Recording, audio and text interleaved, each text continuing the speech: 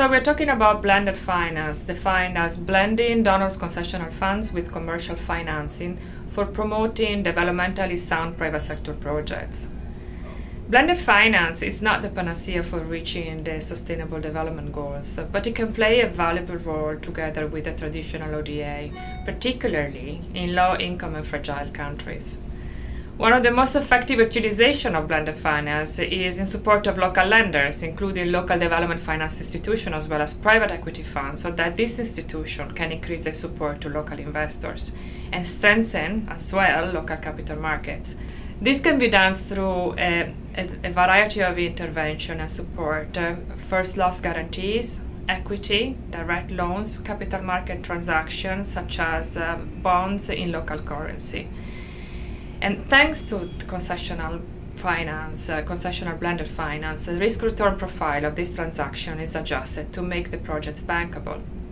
From an AIDA perspective, what we look for in the project to be supported under the private sector window is additionality, replicability, and minimum concessionality.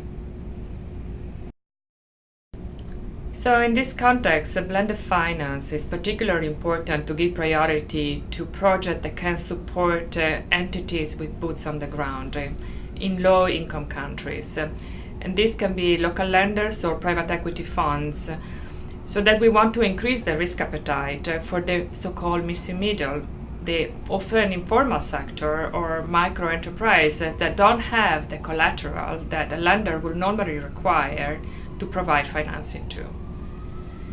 Again, under the private sector window, we have supported a number of IFC projects financing private equity fund in West Africa, Kyrgyzstan, and most recently in Myanmar, as well as we have looked at support for utilizing a programmatic approach, pulling together a series of risk-sharing facilities in low-income countries so that local lenders can increase their support to SMEs.